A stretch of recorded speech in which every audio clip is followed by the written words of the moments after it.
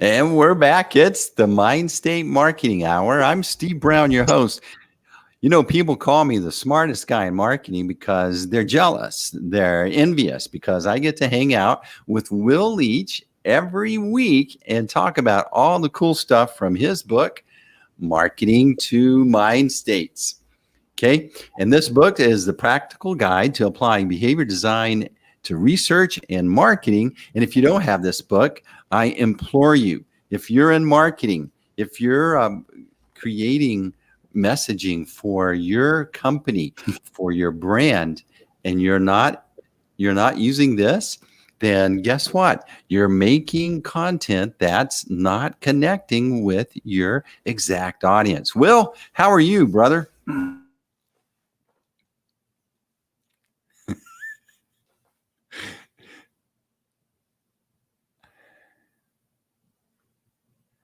Will, you're frozen. So we've been having, he's in Branson, Missouri. Look at the smile he's got right there. Will, there, and he's back. All right. I may actually use my phone in a second, Steve, but we'll see how it goes. You know, this is just showbiz. It's just the way it is for big stars like you. We just have these glitches. We have technology. All we're trying to do is, there we go. He's there. Get ready.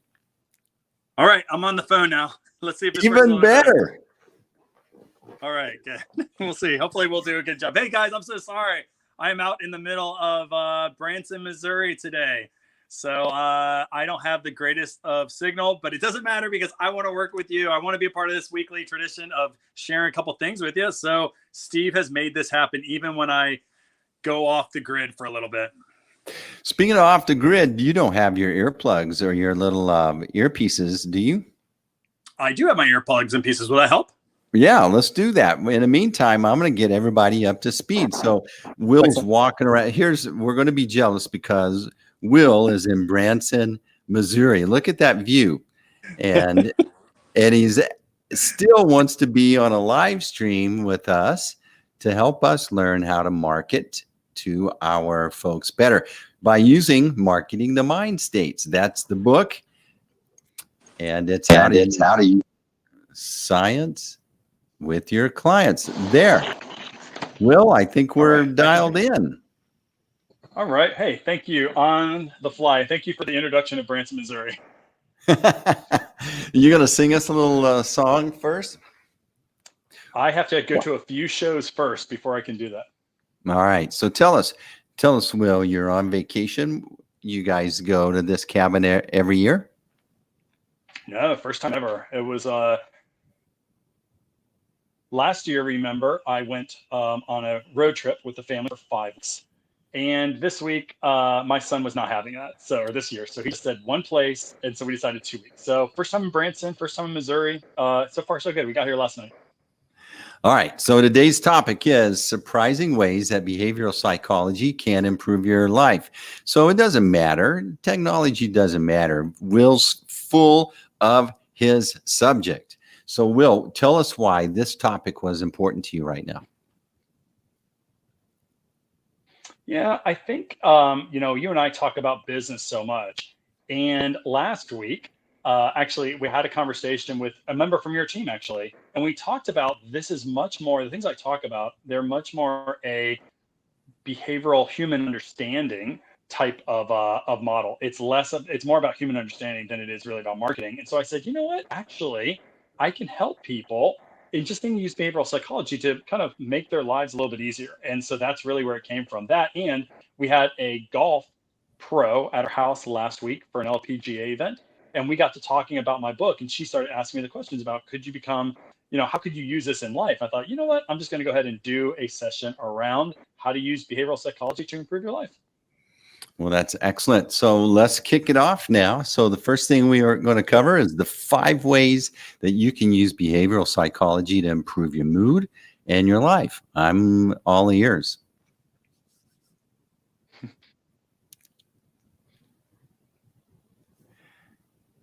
So kick it off, Will. 5 ways. Yep. So, number one thing I want you to think about is, and these are just tips and tricks that I've learned over time to kind of improve my kind of emotions every week to reach my own goals. And so, the first thing I want you to do is consider keeping a journal to track your progress against your life goals. So here's what I mean by that. Remember, we've talked about this idea of in life, we have lots of different roles. And it's a big part of my book, actually, is the reason why marketing sometimes doesn't work is because we have different roles and different mind states we're under, depending on what role I'm under. So I'm a father. I'm also a husband. I am a business owner. I have a spiritual role. There's all these different roles that I have. Basically, I have six. And what's important for you to do is keep a journal to track against your life goals. So specifically, this is what I do. Step number one is I've mapped out what roles do I have in my life. And I told you some of them just now. I'm a husband, I'm a father, I have a spiritual role, I have a financial role for my family, I'm a business owner, I also have friendships and I have a friendship role. What I've done is I've set specific goals for each one of those roles. And in doing that, I have an aspirational goal. You would know this by aspirational goals. I have an aspirational goal for every one of those roles. So what does that do with journaling? Here's what it has to do with journaling. If you want to improve your level of engagement in life, if you're reaching your goals, you want to improve on your happiness, measure yourself against your ability to reach your aspirations. So here's what I do. Every single Sunday night, I make a circle on a sheet of paper and I cut that circle almost like a pie into six equal parts. And every one of those parts lists one of my roles: father, financial, husband, physical, spiritual. So I look at each one of those roles separately and distinct. And I look at that last week's, my ability to reach goals for that week. So when I do that, I can now judge myself based upon my goals for that one element of life. And then let's say, for instance, if I have a physical goal, my aspiration is to lose weight and get back into the shape I was in my 30s. What I'll look at every Sunday, what I'll do is I'll look at my goal of losing weight and looking like I was in my 30s and saying, what did I do to help me achieve that goal? And if I see that I didn't really do that much, I plan my next week to force myself to get closer to that goal. We call it the wheel of life. I've learned this from Tony Robbins stuff. I've learned it from the Army. I've learned it from Franklin Covey. So the important thing for you to do is keep a journal to track your progress against your life goals. If you're not journaling, you'll never know how well you're making, success, or how well you're getting to those life goals. When I think about, I don't remember what book it was, but it was like a real light bulb moment for me when I realized that, we grade ourselves by maybe one of those roles and apply it that we're also that score, whatever that role was that day, across all of your roles. And so therefore, like if you sucked at your work role and you came home and you're not paying attention, you could be feeling like you're sucking as a father, that you're not hitting your mark as a husband, and that's not true. You have to separate those. I You agree. can't. I agree. Yeah. Or you're gonna, if they get too muddied, you're always gonna feel like you're not making it. You're always gonna make you feel like you're not making it. That's why I was very distinct in saying that you set goals for each life role, not for life. Goals in life, those things come and go by life role, and I think that's an important element that you made, or important distinction that you just made. You're a real professional here, Will, being able to make the adjustments to the technology and stuff on the fly. So I just want to brag on you. Hey, reward yourself for meeting your goals with something that makes you happy. That's right. We're doing as best we can. We may have to re-record this thing one day, but this is good. We're doing as best we can.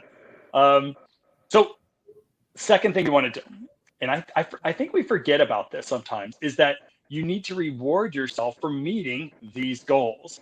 So I think sometimes we're very critical of ourselves. In fact, I'm very critical of myself, and I have been actually told to stop being so critical. So the reason why is I forget to reward myself. And without some rewards, when you reach one of your goals, you can actually find that you never feel happy because you're always on the hunt. You're always on the hunt. In goal theory, and we didn't talk about this, the achievement motivation. We talked about this idea. If if you have to set distinct goals and then make sure that you're clear that I've made that goal. And the way you become clear is by rewarding yourself. So let me give you an example. I set a goal to become a best-selling author with my book, Marketing to Mind States. Now, when that goal was hit and I became the best-selling author of that book, my next goal on that was make enough money to where buy something for yourself. So I sold 1,000 books, and with that, I actually bought a tonal, which if you guys are out there, tonal is a workout gym system for your home. They're real popular right now. I bought it a couple of years ago before anybody kind of knew about it, because to me it was like this really new. It was something I didn't feel like I should even do. So what I did was that I bought the tonal so that it would help me reach my physical goal of losing weight. So I actually rewarded myself in a way that would help me meet another goal, which was losing weight and look like I'm in my 30s again. So my point being is reward yourself. Guys, life is hard. If you're always looking to why can't I get every success in life, you're going to forget that you're actually doing a great job already. This is why I've actually had people remind me of the goals that I've met. So I have an employee who he's my best friend. What he does is he sends me an email every so often to remind me, because he knows I struggle with this. He reminds me to actually reminds me of the goals I've already met in business and in life. And so sometimes it's a third party projective that somebody else can show you that you've actually done some really significant things in your life. And when you do that, you'll feel better about your life. All right, Will, tell us about the 20-second rule.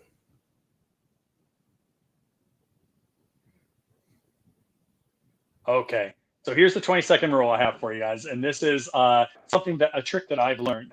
Do you know in life where you're struggling with a decision, and it's a major decision oftentimes. So it's not like, which restaurant do I go to tonight, but it's a major decision, where you're going to go on a vacation, or maybe it's a goal around, maybe it's a goal that you have around, or a decision you have around what college to go to, whatever. So for major decisions, what I want you to do is realize that if you do cost benefit analysis, if you're thinking about it too far or too long, and it gets to a point where you're just confused, you could go one way or another. You've kind of looked at all the choices and you're still struggling. I want you to do the 20-second rule. And what this does is it allows you to tap into your intuition, and it helps you make an emotional based decision. It's usually an emotional based decision is a good decision for you, because over time you've learned that good emotions apply to things that are good for you. Here's what I want you to do. If you're struggling making a decision, you've looked at it in every different way and you're still sitting there, I want you to give yourself a 20-second timer. You get out your phone and you hit 20 seconds. You say, within 20 seconds, I must make a decision. Yes or no, yes or no. And just try to get through it. Try to get through it as fast as you can. At 20 seconds, if you have not been able to make your final decision, I want you to pick the one that feels right. It's your intuition. And your intuition is often right because it's actually learned through good experiences in most cases. So 20-second rule means take 20 seconds. If you're struggling, go with the first, your intuition, your first thing that comes to mind, and that'll arguably be the best thing for you to do. Excellent. That's one of the things I really struggle with is making quick decisions. I want to spend a little more time. So maybe I lean on that other side. That's a big one. It is. And so just how do you activate your non-conscious? Give yourself time pressure, because what that does is it increases anxiety. And when you increase anxiety, it actually makes you tap into your subconscious, and your subconscious knows what you want to do. It's oftentimes your rational self that's trying to do all these things, like trying to figure out the best way to do things. What you want to do is rely on your subconscious for your most important decisions. It sounds funny, but your subconscious is the most important part of your decision-making system. So why wouldn't you rely on it? That's why 20 seconds makes sense. You give yourself time pressure. It forces you to activate your system one. If you activate your system one, you're non-conscious, you're probably going to make a pretty good choice. All right. Learn how to discern what is real and what is emotion. That's a hard one for me. Okay. There's a fourth one, it looks like. So guys, bear with me. I'm so appreciative you guys are sticking with me. What I want you to do next is, if you want to be happy in life, you need to figure out a way to discern what is real in life and what is your emotion. And I have struggled with this, guys. And so I will tell you exactly what happened to me when COVID first started. So when COVID hit last year, I maybe even talked about this. One of my companies, Trigger Point Design, the company that I've been with, that I started, my first company, it just got hurt really bad. I mean, sales plummeted, all my projects were put on hold. So as I was trying to figure out kind of what do I do, you start getting into this. And what happens in this downward spiral is that you start thinking about yourself and you're a failure. Why can't I turn around, my business? COVID we're causing us to kind of lose clients. I'm losing speaking engagements, etc. So what I learned in this space was that as I was feeling the anxiety of COVID with my own personal life and my friends, what I did was I started trying to make a list of saying what is real and what is an emotion in this space. So here's what I did. I used my system two brain to say what is real in what's happening right now. And what the reality was this is that just previous to COVID, I went out and traveled all to my major clients and I asked them how I was doing. And I had really good responses. So I said, okay, what is real is that my clients like me and they know that the business is a very important part of their business. So that's real. Secondly, I said, I'm going up against a global pandemic. That is real. Has nothing to do with me and whether my company is is successful. It is what's real is the economy is shutting down. Third, I just landed two major projects just before COVID. So with that, I said that is real. Like this company has already told me that they want to maintain the business. They just need to wait a couple of months. So I made this list of what is real. On the right-hand side, I actually made a list of what is emotion. And I said, I'm anxious. Like I know that I'm anxious because my friends and family were being, kind of quarantined. What's emotion? My child is now stressed out because he's no longer able to go to school. That is emotion. What was really important about doing that was that when I was able to look at what is real in this situation versus what is emotion, I was able to show or at least tell myself that yes, I'm over anxious. I'm not happy in life, not because of what's real, what the reality of what was on the left hand side of the sheet. It was the emotions of the right hand side of the sheet. So understand that your emotions will it'll cloud your vision. It'll make you feel that you're unhappy, though reality is you're doing really well. Another big reason why I ask people to tell me every so often how I'm doing, because your perceptions of the real world are clouded by your own emotions. Others aren't so much. So if you can have other people write you little emails to remind you that, yep, you know what, you're doing a great job, you're meeting your goals, whatever, that actually makes you feel happier in life. So don't rely on you to do everything. Separate what's real versus what is emotion. It will make you much happier in life. That's excellent, Will. That's something that I need to do. Awesome. All right. Apply the right anchor to your situation. What does that mean? Okay, guys. Your happiness in life is absolutely 100% dictated by what you anchor your current experience against. What I mean by that is there is no judgment whether you're happy or sad, in love or out of love, unless you anchor to another point. There's no judgment unless you can compare two things. What you compare yourself will make or break your happiness in life. So, for example, do you have these Facebook friends out there, or you have you're a part of a group out there and you have these humble brags, right? Where you have a couple of your friends who are always talking about how they're in Bali or their child is a straight A student or that, they're on a vacation in Branson, Missouri, right? There are these humble brags. And if you only anchor on what people say that, what they have, whether it's a new car, a new job or whatever, you will judge your life on those humble brags. So you will always compare yourself to something. So what I want you to do is anchor to the right situation. Should you be anchoring to, whether or not your company is big as Microsoft, or if your company is big as some kind of a internet guru? Of course not, because it's not fair. If you always anchor yourself to something that is way outside of where you should be right now, you're always going to be unhappy. Alternatively, if you anchor yourself in how you think, how successful you feel in any day, based upon maybe where you were personally a year ago, you're going to feel much better about it. So a year ago, you know this story, Steve. A year ago, you and I were not having live conversations. I did not have a Facebook group that is really engaging people and trying to learn, get people to learn more about Mindstate marketing. We weren't engaged in advertising. We were just trying to figure out this whole business. A year ago, or now, I'm in a totally different place. I'm excited about what we're doing right now because of where I've come. If I compare my company to some kind of a company that's been out there for 5 years, I'm always going to feel unhappy because I haven't reached that goal. Net is this. you have to be very aware of what you measure yourself against. And if you constantly look at social media and you're measuring your happiness versus what something else makes them happy, whether it's a new car, a new vacation or whatever, be aware that that can actually make you very unhappy.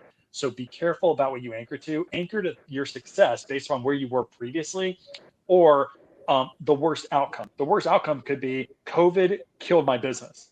Well, if I anchor myself to that, then I feel a lot better because we made it. Like I've told this on some of our emails, like we made it, everybody. That's why it's so important to control your anchors. Amen, brother. Tell us a little bit about your Mindstate Marketing workshop, please. That's right. So, for the last couple of months, we've been working on a workshop. And this workshop is called the Mindstate Marketing Partnership Program. And here's what it's designed to do. It's a 12-week program where you work with me over the course of every single week to take your company from maybe basically not really knowing kind of why you're not achieving the results you want to in your business. In 12 weeks, we're going to take your company from point A to point B, where you feel very confident in your sales growth and your strategy of your company. Why? It's because we're going to start off with the basics of mind states, and we're going to work every week to reposition your company. From there, we're going to revamp some of your offers to make sure that you're positioned in the correct way and that you're actually activating on your new positioning. We're going to work through your marketing strategy, your marketing tactics. Ultimately, we're going to get you to a point where you can audit your own business whenever you want to, so you can make sure that it's optimized for your customer's subconscious. So these programs basically start off with every week a series of readings, a series of videos for you to work through, a couple of activities that we work together on, and then finally you're going to get a live session with me to make sure that you're doing everything correctly. So this partnership program allows for us to walk hand in hand to take your company from level A to level B, where you can feel really great about the results you're going to get, because we're going to design your company for your customer's subconscious. All right, Will. Our technology is just barely hanging on. You're an amazing professional. I'm just like, is your left arm tired from holding up the phone? No, look at these guns. Are you kidding me? Look at these things. These aren't getting tired. Yeah, right. Hey, thanks for hanging out with me, Steve. I know it hasn't been easy, but I hopefully got some good stuff out there. Guys, you can use behavioral science to make your life richer and happier and more fulfilled. And so if this didn't come through, we're going to do it again some other time to make sure that you're really going to get the most out of your life. Will, what a professional. You guys need to get, if not anything, you need to get Will's book. You see how hard he was working today? If you think he worked hard today, he worked hard on this book, and you need to read this book. His book is Marketing to Mind States, and you can get it at Amazon. You can get it all the places that great books are. Be sure to tune in next week when we'll try to pull off another excellent episode of the Mindstate Marketing Hour. We're going to do it come rain, shine, moonshine, whatever happens, we're going to pull it off. Will, you're professional, brother. I'm really proud. This is excellent. This is probably our best one ever. It could be. Hey, I can't wait to see how this comes out, frankly. I can't wait to see if anyone saw anything. So, hey, we'll be here next week, and we'll do our best to get through a great show. Hopefully you guys got something out of it. Thanks a lot, Steve. I know this was difficult for you, but you held the ship, you steered the ship straight, so thanks. We did it great. Thanks for all of you faithful folks for hanging out with us and working through all the technology.